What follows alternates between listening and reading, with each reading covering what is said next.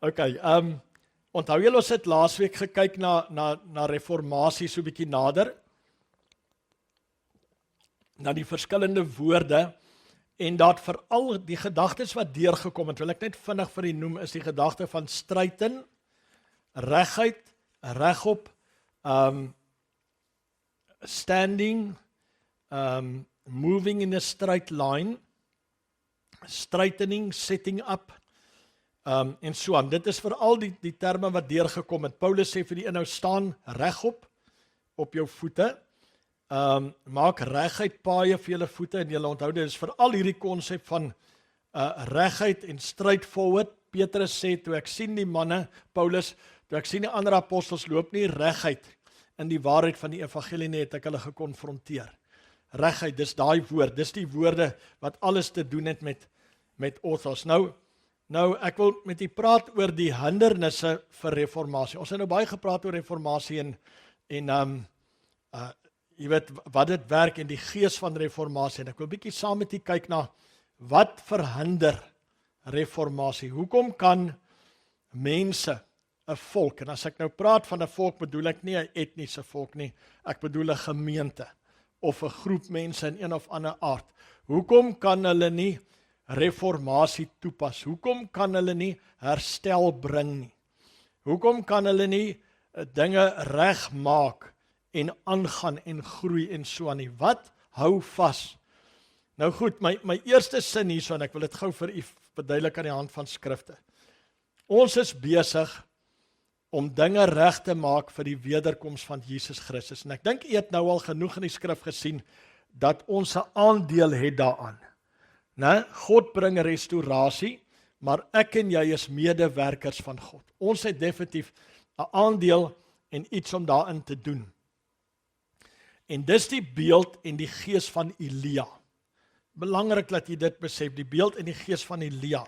Nou kom ek wys jou gou twee skrifte. Lukas 1:17, dis slide 69. Lukas 1:17.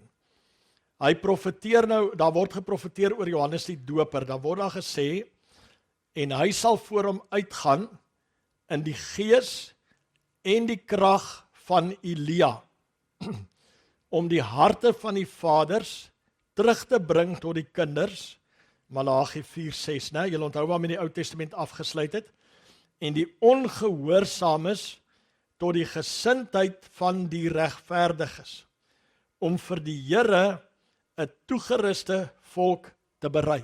Nou Elia het 'n geweldige reformatie gebring. Hy het die mense teruggebring. Hy het hulle gebring op 'n punt wat hy vir hulle gesê het, hoe lank hink julle nog op twee gedagtes, as Baal God is dien hom, as God God is dien hom. Hy het die volk by 'n punt van decision gebring, 'n punt van reformatie, 'n punt van besluit, en dit was 'n geweldige reformatie wat Elia teweeggebring het. Toe sê Jesus, hy sê Johannes die Doper het gekom in die gees van Elia en die krag van Elia, die werking, die effek, alles van Elia. En wat was die timing van Johannes? Dit was om die Messias aan te kondig. Wat is ons timing vandag? Om wat te doen? Om Christus aan te kondig. Is dit reg? Om die koms van Jesus Christus aan te kondig. Die probleem is net, ons het ouens gehad wat wegraping gepreek het, en na mate die wegraping nie gebeur het soos ons het gepreek het nie, het baie ouens spoed verloor, en die uitsien na die wederkoms van Jesus Christus is by baie Christene vandag vaag. Is dit reg so? Hulle kan nie meer, het was hy liedjie gesing, we are waiting for his coming, we are looking to the skies. Is dit nie wonderlik nie? Nou, dit moet daai ding by 'n Christen altyd wees. Maak nie saak hoeveel ons weet van die skrif nie. Ons hart sê altyd, Jesus is coming soon.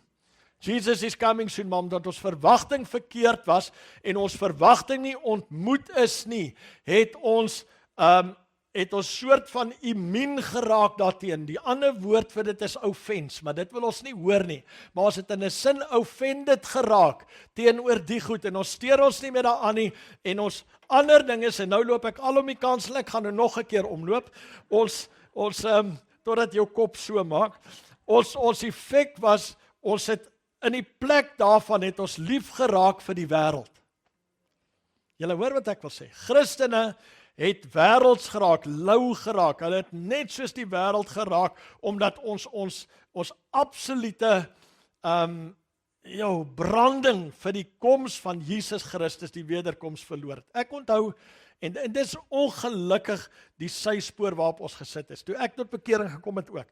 Die ding wat jou heel eerste was, is die wederkoms van Jesus. Jesus kom gou, maar ons het dit gesien in die lig van 'n wegraping. 'n Wegraping, en toe gebeur dit nie soos ons dit wil hê nie. Ek onthou, ons het my vertel daar in die Kaap, ons was in Durban in die bediening, en toe gaan ons Kaap toe, en daar was 'n ou gewees, hy was toe net voor my, het hulle gewaai.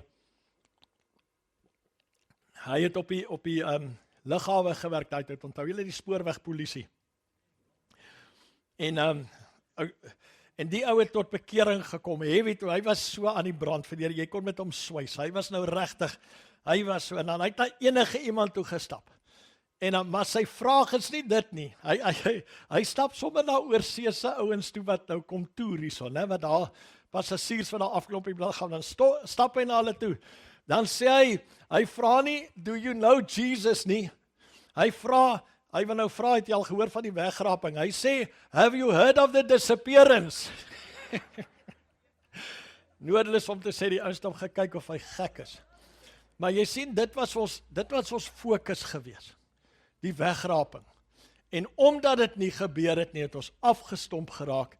En vandag is die verwagting van Jesus se wederkoms by baie Christene amper non-existent. En ons het onsself gegee vir die wêreld, ons is deel van die wêreld, net soos die wêreld, soos die heidene, sê Jesus, en dis 'n baie groot belediging eintlik. Maar dis die waarheid. En ons het hierdie excitement van Jesus wat weer terugkom, het ons verloor. So die gees van Elia, ons is in dieselfde tyd, ons is weer in die tyd van die gees van Elia. Daar moet ons hierdie goed gaan opswat, ons moet gaan kyk, wat is die werking van 'n kerk, van kinders van die Here wat hom verwag in so 'n tyd. Nou kom ek lees gou vir u die Engels van daai vers, kyk gou hierso, die Grieks is baie interessant. Hy sê in die Afrikaans net gou om vir die Here 'n toegeruste volk te berei, toerus en berei. Die Engels sê, he will go before him in the spirit and power of Elijah to return the hearts of the fathers to the children and the disobedient to the wisdom of the just. Kyk nou hierso, to make ready a people prepared for the Lord. Make ready en prepared klink dieselfde, is dit reg so? Dis twee verskillende Griekse woorde. Dis hoekom as jy die fynheid van die woord, moet jy teruggaan in die verskillende tale toe, wat hy dit ingeset. Kom ek behandel gou met hierdie twee woorde. Slide 71. Die woord make ready. Daar kan jy sy Griekse woord sien na alles. Prepare, make ready, provide. To make ready, to prepare, to make the necessary preparations, to get everything ready. En as vanmôre mooi met die 3 stoele daarvan gepraat en Jacques hulle. Julle was vanmôre 'n mooi voorbeeld. Metaphorically, drawn from the Oriental custom of sending on before kings on their journeys, persons to level the roads and make them passable. So dis gebruik vir mense wat regmaak vir die koms van 'n koning. Hulle moet die paaie vir hom regkry sodat sy journey glad is. Level is. Jy sien nou is daar woorde of nou die ouens se teorie ingebring van God gaan net kom en ons hier uitsnatch. Nee. Net so. Terwyl ons nie verstaan nie, nou met ons Zoom nou die dag, toe sê hy verskriklike oulike ding, die ding van 2 op die land, 2 by die meel. Hy sê terwyl een ding mature word, die tares en die wheat, terwyl die een ding mature word die sonde ook mature.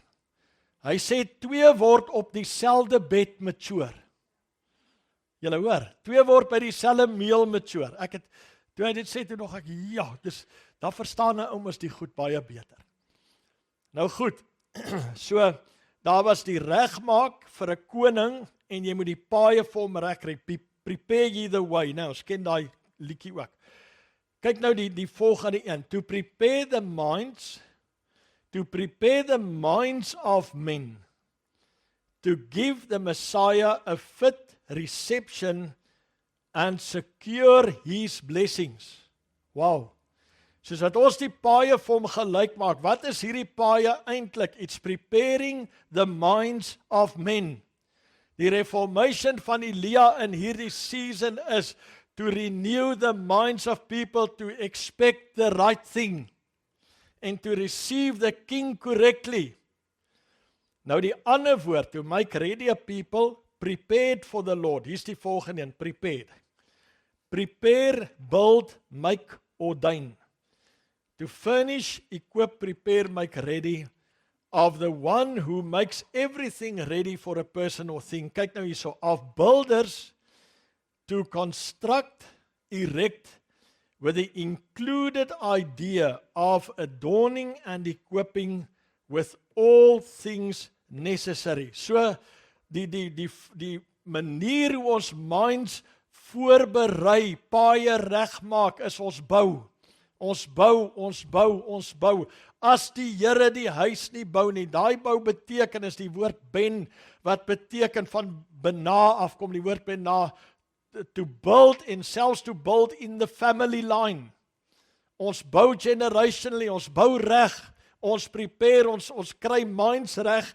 Dis die reformatie van Elia waarin ons vandag staan.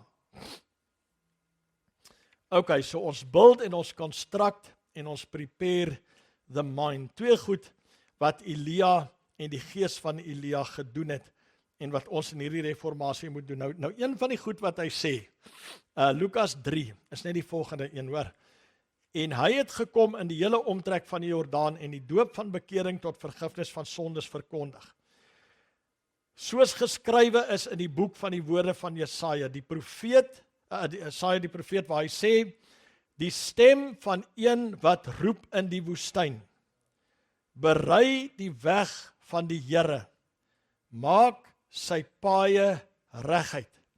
Die stem van een wat roep in die woestyn, maak sy paaie reguit. Nou daar's 'n ander skrif wat hy dit vir ons baie mooi verduidelik. Ek wil dit gou vir julle lees as ek dit net kan kry.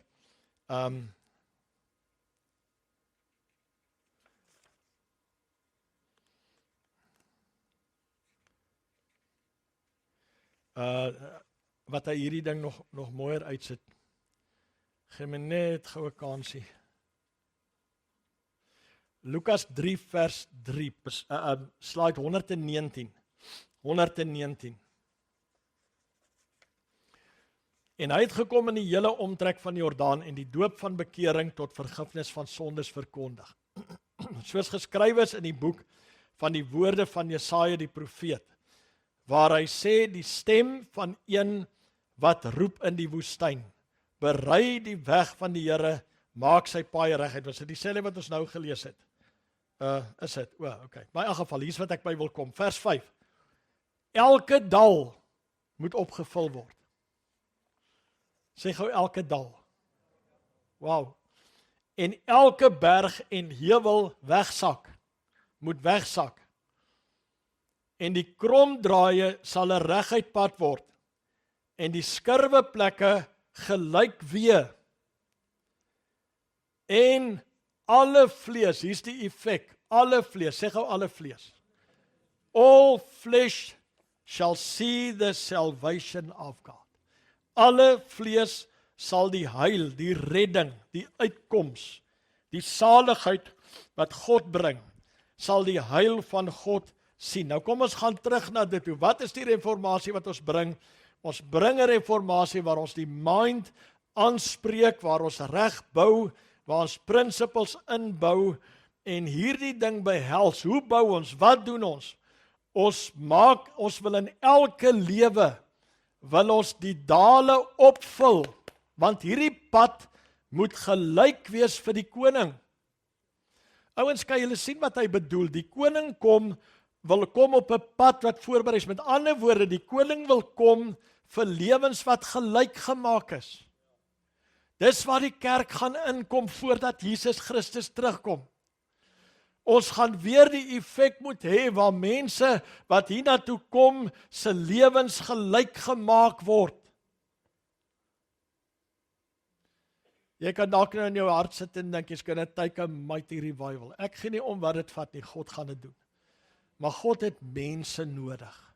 Sê vir die ou langs jou, God het jou nodig. God het jou nodig. Luister mooi. Dis hoekom ek en jy op standaard moet kom. Ek en jy, my dal en jou hoë berg en my skurwe plekke en jou watseever, se goed moet gelyk kom. Julle verstaan wat ek bedoel? Jy kan nie die pad gelyk maak aan 'n ander as jy nie weet wat is gelyk nie. Ons, die kerk van Jesus Christus, die geheiligdes, moet weer op die plek kom wat ons werklik heilig word. En ek verbaas my baie keer dat ouens, die oomblik wat jy die goed preek, dan's ouens se gedagte dadelik, dis te moeilik, ek kan nie, ek sal nooit daarby uitkom nie. Vergeet daai nonsens. God se gees stel ons in staat. Dis moontlik. As die Here dit verwag, is dit moontlik. As die Here van hierdie lewe 'n gelykpad verwag, is dit moontlik. As die Here van jou, wat miskien in die diepste dongas was, 'n gelykpad verwag, is dit moontlik, because he came to set the captives free. Halleluja! Die reddende werking van Christus op die kruis het groot krag.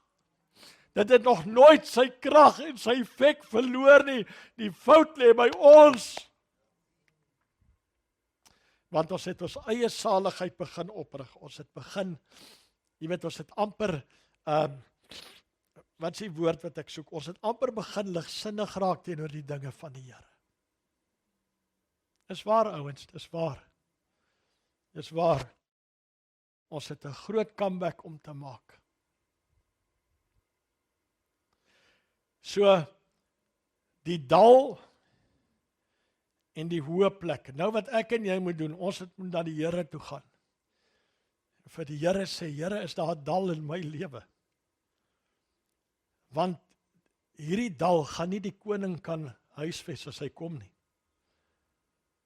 Hierdie hoë plek in my lewe, en ons gaan 'n bietjie kyk na, so seker nou vandag albei uitkom hier, na high places. Here, is daar 'n high place in my lewe? Baie keer huisves ons trots in ons lewe dat ons dit nie eers weet nie. Is daar 'n dal, is daar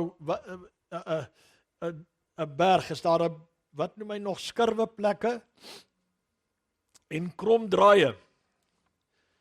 Skurwe plekke, is daar kromdraaie, is daar plekke, Here, wat ek nie reguit loop nie. Waar die lig van God nie ten volle op kan skyn nie, wat ek weghou van ander mense af. It's time to sort it out.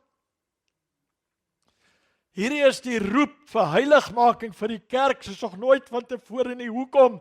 Die nasies in hulle miljoene wag vir ons. Hulle het nou al seker al gesien, Trompie kan dit nie meer doen nie. Hulle het nou 'n ander trompie nodig.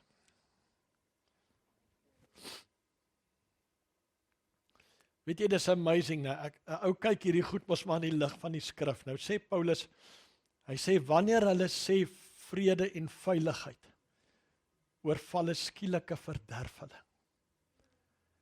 Dis al waaroor die politiek vandag en die wêreld gaan, is oor vrede. Vrede en veiligheid, het julle gesien? Laat 'n wêreldleier, sorry nou, ek wil nie politiek praat nie, maar dit is net amazing, dat 'n wêreldleier, ek sal nou nie sy naam noem nie, hy het nou die dag nog vir almal vertel hoe hy hulle gaan opdons. En daar hierdie week swig hy voor 'n leier van die Ooste. En hy draai al sy beloftes en sy dreigemente en goed, draai hy net so om met hierdie ou vrede te hê. Ek tog by myself, is jy 'n papperd of wat is jy? Maar dis politics, dis voorspel. vrede. Luister, die einde van die wêreldse vrede is 'n skielike verderf. Ek weet nie wat die verderf gaan wees nie, ek wens ek het geweet. Ek weet nie wat dit gaan wees nie, maar dit is 'n skielike verderf. Miskien is dit te skielik vir ons om nou te weet. Maar dis ook een van die suddenlies van die Here daai. Maar in 'n geval, ouens, dit maak nie saak wat hulle doen nie. Ons moet na ons eie lewe kyk. En sê, Here, hierdie reformatie moet kom, as dit my mind kom renew, as dit my die bouwerk kom regmaak, dan gaan dit die dale aanspreek, die hoogtes aanspreek, die kromdraaie aanspreek, die skurwe plekke aanspreek. That's the spirit of reformation. As die woord uitgaan. Iemand kom sê gister vir my na die konferensie, toe sê hy vir my, terwyl die woord uitgaan, toe sê die Here vir hom, jy het as hoof van jou familie, jy het jou guard laat sak. Jy het jou intensiteit verslap as wagter oor jou huis. En daar dinge ingeslyp in goed wat God nie wou gehad het nie. Ek wil, jy kan gerus daai dinge is op YouTube, die vrouens kan hom ook maar gaan luister, hy het gepraat oor die beginsel van representation. Dat in representation in een aspek word 'n hele veld gedek. Dat by tye, daar word op verskillende plekke so hieroor gepraat, dat God self sê die heiden by jou sal alright wees, as jou covering oor hom is. The principle of representation, manne, dis groot. David sê vir Nabal, hy sê, terwyl ek by jou was, het jy nie een ding verloor nie, inteendeel, jy was gebless gewees.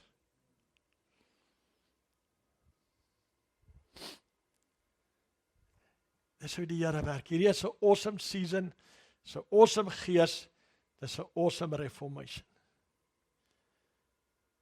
En ongelukkig in hierdie wegbereiding, in hierdie voorbereiding, is daar goed wat gaan keer. Kom ons lees gou Hebreërs 9. Ek wil net so 'n stukkie van dit by u laat. Ek gaan eendag net een koortjie sing, laat ek weer ordentlik kan preek.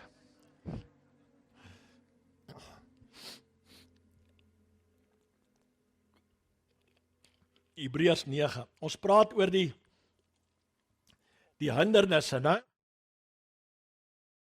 Die hindernisse tot reformatie.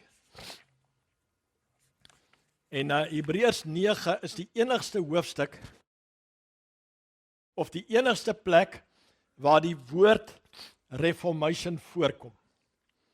Enigste plek in die Bybel. Met ander woorde, nou as jy die term reformatie se betekenis ken, daar was baie reformasies in die Bybel, soos Elias en Josiah, die king. Gaan lees maar in die Ou Testament hoe sekere konings reformasies gebring het. Ek dink is Hizkia was een, en ek dink Josiah was een wat die Bybel sê die grootste reformatie was in daai tyd. Hoe hy alles teruggebring het na die Here toe, van 'n volk wat afvallig geraak het en so, hoe hy goed herstel het, hoe hy die tempel skoon gemaak het en so voort. Van al die pagan goed wat toe daar aangegaan het. En so aan, groot reformasies. Maar daar's een plek waar die Bybel hierdie woord gebruik, en die Afrikaans noem dit die tyd van herstelling. Herstelling, the time of reformation, en dit is die wyse na Christus. En dit is wat my op die voetspoor gesit het van die ding wat ek vir u gesê het oor geboorte. Dat die herstelling, die reformatie wat God gebring het, deur die hele trant van saligheid te verander. Daai hele reformatie moes begin geword het deur 'n geboorte. Deur 'n geboorte. Gaan dink bietjie daaroor. Sommige so in jou eie tyd en so aan. Gaan dink dit bietjie. Maar goed, Hebreërs 9 gee vir ons 'n paar beskrywings van die tempel en so aan, en dan kom hy uit tot by hierdie stelling wat hy gemaak het. Vers 1, dis slide 41. So het dan die eerste verbond sowel verordeninge vir die erediens as ook sy aardse heiligdom gehad. Want die tabernakel is so ingerig. Die eerste waarin die kandelaar was, tafel, toonbrode, heilige genoem word. Agter die tweede voorhang sy tabernakel genoem word die allerheiligste, waar 'n goue wierookbak ark van die verbond rondom heeltemal met goud oortrek, waarin die goue kruik met die manna, die staf van Aaron wat gebloei het, tafels van die verbond. Okay, ek wil nou nie die detail hiervan gaan nie. En daarbo op die gerubs van die heerlikheid wat die versoendeksel oorskadu het, waaroor nie nou gespreek kan word. En nadat hierdie dinge so ingerig was, het die priester wel gedurig in die eerste tabernakel ingegaan om die dienste te vervul. Maar in die tweede, die hoëpriester alleen, eenmaal in die jaar, nie sonder bloed nie, wat hy offer vir homself en vir die sondes van die volk uit onwetendheid begaan. So dis belangrik dat jy die beeldspraak van al hierdie goed kry. Hy het bloed gevat. Dis baie belangrik vir homself en vir die sondes van die volk uit onwetendheid begaan. Hoekom praat hy van onwetendheid? Want hy gaan nou praat oor die gewete. En daar's 'n skrif ook in Hebreërs wat sê as ons opsetlik sondig. Né? Hebreërs 10. Gaan lees my hierdie goed, bring dit in verband met mekaar. Dis belangrik wat hy hier noem. Die rede hoekom hy sê onwetendheid. Wat is skrif? Vers 8, waarmee die Heilige Gees dit duidelik maak. Kyk hierso.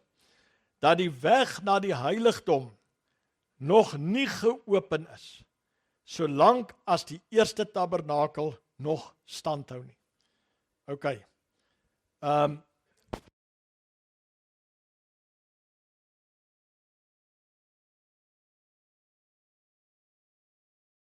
Vers 9. Dit was 'n beeld met die oog op die teenwoordige tyd, waarin daar gawes en offers gebring word, wat hom wat die diens verrig, na die gewete nie volkome kan maak nie, omdat dit net bestaan het in spys en drank en verskillende wassinge en vleeslike verordeninge wat opgelê is. Al hierdie goed van die Ou Testament, hierdie rituele, is opgelê tot op die tyd van herstelling. Tot God dit sal verander met 'n nuwe stelsel. Totdat daar reformatie sal kom en Christus die stelsel sal word. Maar Christus wat opgetree het as hoëpriester van die toekomstige weldade, het deur die groter en volmaakter tabernakel wat nie met hande gemaak is nie, dit wil sê wat nie aan hierdie skepping behoort nie, het was nie hierdie die tabernakel in die woestyn en die tempele, al hierdie goed en so aan nie, ook nie met die bloed van bokke en kalwers nie, maar met sy eie bloed, eenmaal ingegaan in die heiligdom en 'n ewige verlossing teweeg gebring. Want as die bloed van stiere en bokke en die as van 'n vers wat die verontreinigdes besprinkel, heilig maak tot reiniging van die vlees, hoeveel te meer, sê gou hoeveel te meer. Wow, dis 3 van die mooiste woorde wat daar in die Bybel is. Hoeveel te meer sal die bloed van Christus, wat homself deur die ewige Gees aan God sonder smet geoffer het, julle gewete reinig van dooie werke om die lewende God te dien.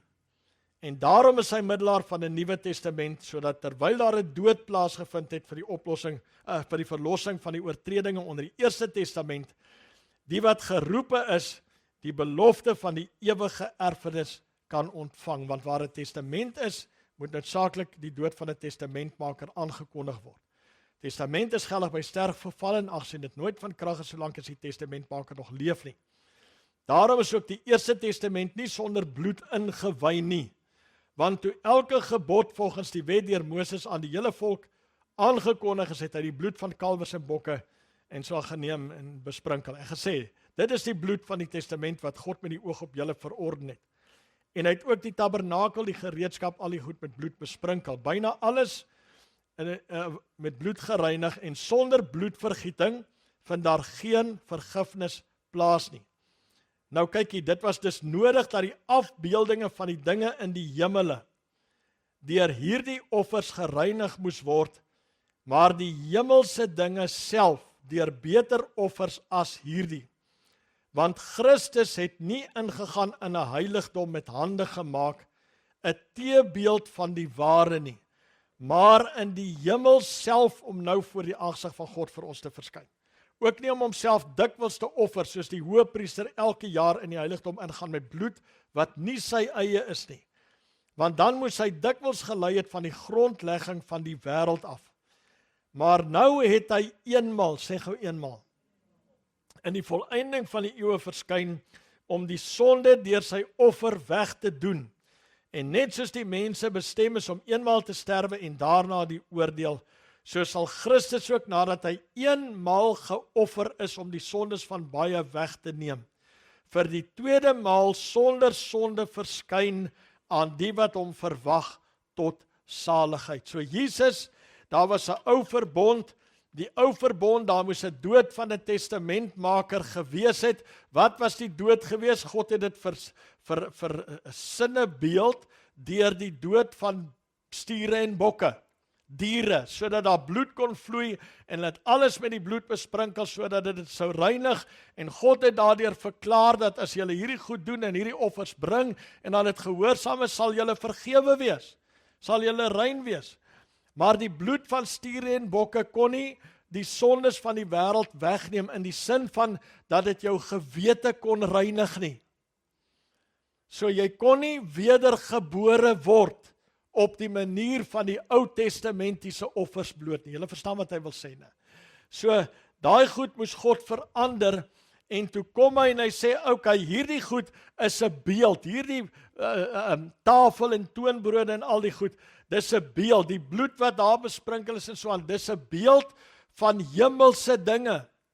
Maar nou sal ek julle die hemelse wys, daar sal 'n tyd wees wanneer die een wat die ware offer bring sal ingaan, nie agter 'n voorhangsel nie, maar in die teenwoordigheid van die lewende God, en hy sal sy eie bloed vat en hy sal vir homself versoening doen en vir al die goed, heilige goed wat nie van hierdie aarde is nie, en dit sal net vir eenmaal wees en daarna sal daar ewige toegang wees. Halleluja.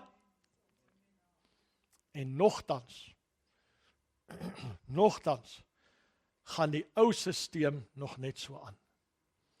'n Mens sal nou dink hierdie ouens, hierdie Jode en hierdie goed wat hierdie verstaan in die Griek en die ouens wat hierdie tale goed verstaan en die simboliek daarvan. Hulle sou dadelik na Hebreërs, nadat hulle hierdie goed gelees het en nadat Christus gesterf het, sou hulle wegdoen met alles. Maar weet jy wat? Vandag gaan daai goed amper nog sterker aan. Daar's vandag 'n geweldige terugbeweeg in Pinkstergeleedere na Judaïsme toe. Ouens bid met die kraalietjies en die goetjies en hulle dan hulle Joel Knots en nee, dis 'n ander kerk. Maar sorry. Hulle het al hierdie rituele en al hierdie goed gaan hulle terug na, en hulle wen veld, ouens. Dit neem toe, jy kan dit nie glo nie. Mense is besig om red heifers te, amper sê ek weer kweek, te teel. Beeste wat hulle gaan gebruik vir die offer van die tempel, as die tempel weer herbou is, om weer offers te bring. Hoekom wil jy teruggaan if it was once cancelled for all? Met ander woorde, luister mooi, vir my en jou wat terugkyk, is reformatie 'n gegewe. Ons sê amen, ja, dit moet so wees, dit is so, maar tog is hierdie ding, hy's so sterk, dat hy besig is nie net om te staan nie, hy's besig om te groei. Jy kan dit nie glo nie, jy kan dit nie beskryf nie, maar is besig. Weet jy hoekom? Die gees van die leuen is in die mens gegee. Die gees van dwaling is vir mense gegee. Mense is op 'n trip dat as hulle ding wil doen, dan kom daar en hulle maak hulle self oop vir, en ongelukkig baie keer dink hulle doen wonderlik. Baie keer dink hulle sacrifice daarom nou regtig vir God. Hulle dink so, maar weet jy wat is die probleem? Die Here sê, my woorde het geen ingang in julle nie. As die woord in jou ingang kry, dan bring hy reformatie. Halleluja. Bad, sê gou bad. Sê vir die ou langs jou, bad with one T. Ok.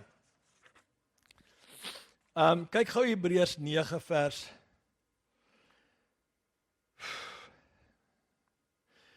Kom ons gaan gou na vers 6 toe, asseblief daar, dis omtrent, Amelia is omtrent slide 46. En nadat hierdie dinge so ingerig was, het die priesters wel gedurig in die eerste tabernakel ingaan. Ons gaan nou klaarmaak, hoor, om die dienste te vervul, maar in die tweede die hoëpriester alleen, eenmaal in die jaar, nie sonder bloed nie, wat hy offer vir homself en vir die sondes van die volk uit onwetendheid begaan.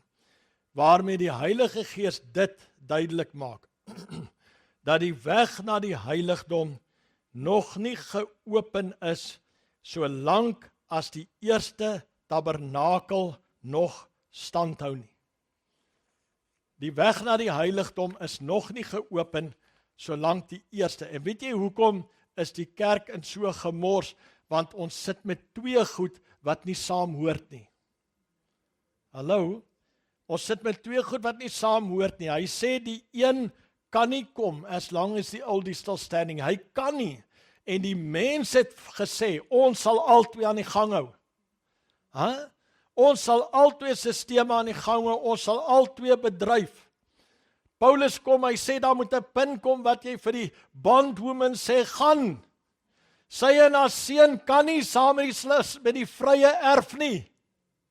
Jy kan nie, dis principles in die Bybel, dis principles in Christus. As jy in reformatie wil loop, dan kom daar 'n punt van afsny, wat jy klaar kry met die oue. Daar moet in jou mindset 'n punt kom wat jy klaar kry met wat was. Maar die mense sê, ons sal beide sisteme ran. En daarom is die kerk in so 'n toestand, hulle weet nie of hulle Arthur of Martha is nie. Martha is hier vandag. Hulle weet nie wie hulle is nie. Omdat ons twee sisteme gelyk loop. En ouens, nou is die probleem, nie net in die kerk. Ek en jy het baie min te doen met die ou sisteem. Ons weet nie eens af van nie. Ons is vry daarvan, wat ook al. Maar weet jy wat, in ons eie lewe traai hierdie ding staan. In ons eie lewe staan hy vas. En hy gebruik, ek sal jou nou volgende week wys, woorde soos insurrection, onenigheid, rebellie. Dis die tipe goed waarmee die oue, wat hy bereid is om te bly staan. Om te bly staan. Dis die prentjie wat hy skets. Hy sal so ver gaan, hy sal homself tot ten enige koste verdedig. En daar's nog 'n woord wat hy gebruik. Ek sê jou volgende week wys uit die Nuwe Testament, dat dieselfde woorde vir hierdie stand is elke keer woorde waar daar moeilikheid was, waar daar oproer was, al hierdie tipe goed. En dan's daar woorde wat hom beskryf, dat hy skilder vir jou in jou mind 'n prentjie, dis soos dekor. Dis soos die agtergrond van 'n play. Né? Dis waarteen jy dit sien, en so skilder hy vir homself baie mooi, maar meantime agter dit, the old is still standing. The old is still standing. Ouens, ons moet baie mooi kyk, we must set our hearts on pilgrimage, sê die Bybel, ons moet bereid wees om saam met God te beweeg ten alle koste. Ons kan nie agterbly, ons kan nie vasgevang word nie, want die oue sal jou doodmaak, dat hy nie expose word nie. Hy sal staan ten alle koste, en ek en jy moet reformatie bring, sodat ons saam met God kan aanbeweeg. God is restoring everything, hy gaan nie vir my en jou wag nie. Hy restore, ek en jy moet saamloop, ons is sy kerk. Ok, ek is nou eintlik in die middel van niks, want ek kan volgende week aangaan. Kom ons bid saam. Vader, dankie vir die woord. Dankie Here vir al die voorbeelde wat vir ons gegee word om ons pad te rig. En ek wil vanmôre bid dat ons werklik ons mind voor U sal bring om dit te hernuwe, Here. Ons wil vir U vra in hierdie week, Vader, wys vir ons, waar is die dale, waar is die hoë plekke, waar is die die strangles, waar is die krompaaie, die kromdraaie, die skurwe plekke. Here, dat ons pad sal lyk soos 'n pad wat aangenaam sal wees vir 'n koning om op in te kom. In Jesus naam ons. Dankie daarvoor. Praat met ons, deel met ons in hierdie week, Heilige Gees. Ons stel onsself oop in die naam van Jesus Christus. Amen. Amen.